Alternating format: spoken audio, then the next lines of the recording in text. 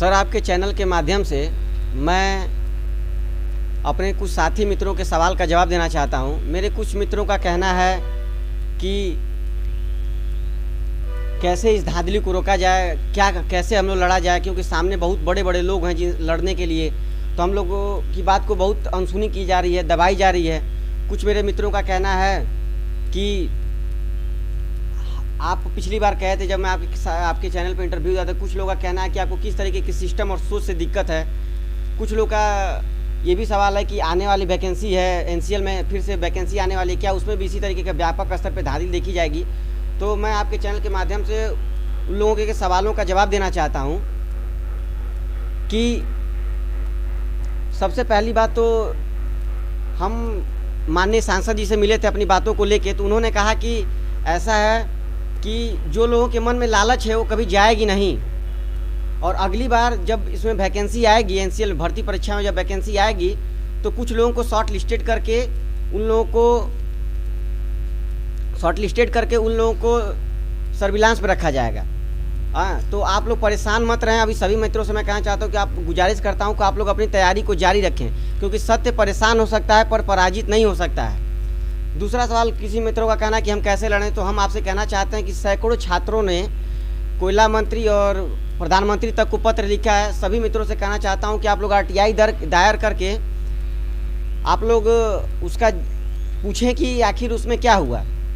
और मैं कहना चाहता हूं आप सभी से कि जो लोग हम लोग को डराने की कोशिश कर रहे हैं या ये कह रहे हैं कि हम समंदर हैं, तो मैं कहना चाहता हूं कि आप समंदर हैं तो हैं, ये बात की बात है।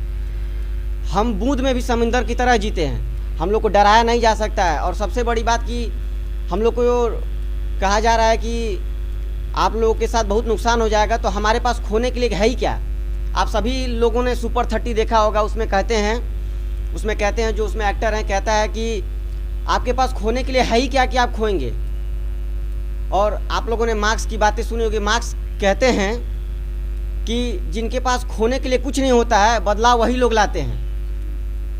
और क्या बोलना है इस मामले में? हम ये कहना चाहते हैं कि हम सभी छात्र तब तक लड़ेंगे और अपनी बातों को तब तक लोगों तक पहुंचाएंगे। मैं सभी मित्रों से कहना चाहता हूं कि आप अपने आस पड़ोस घर और सभी लोगों तक एक बात पहुंचाएं कि एनसीएल में धांधली बहुत बड़े स्तर पे हुई है।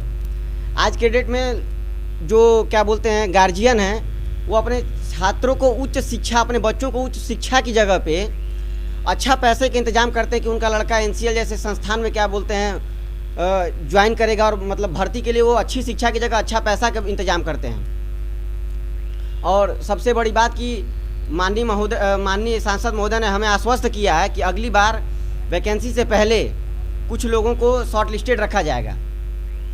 इसी कि कुछ लोगों को क्या बोलते हैं पहले से ही एक जो हम कुछ अधिकारी से मिले, हमको पहले तो डराने की कोशिश किए कि छोड़ दो ये सब चीज़ें, नहीं तो तुम्हारा नुकसान हो जाएगा। और उन्होंने हमसे ये भी कहा कि लालच सभी लोगों को होती है।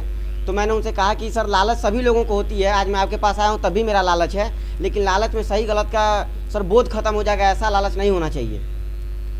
तो उन्होंने कुछ अधिकारियों को फिर वो कहें कि एक लोग की वजह से सभी अधिकारियों को आप टारगेट कर रहे हैं। तो मैंने उनसे कहा कि सर, मैं कुछ लोगों को कह रहा हूँ जो इस भ्रष्ट तंत्र में शामिल हैं, मैं सभी लोगों को नहीं कह रहा हूँ। तो उन्होंने कुछ लोगों को, कुछ 7-8 लोगों के बारे में बताया कि 7-8 लोगों के क्या बोलते हैं तुम लोग अगर जांच करवा दो। तो उन्होंने कुछ डॉक्यूमेंट भी हम लोगों को कुछ ब्यौरा भी दिया कि अगर जांच कर देते हैं इसका, अगर जांच होता है तो कुछ लोगों का तो सच्चाई सामने आ जाएगी। तो सर, मैं माननीय सांसद महोदय से एक विनम्र निवेदन करूंगा कि इन लोगों को पहले से ही शॉर्ट लिस्टेड रखा जाए।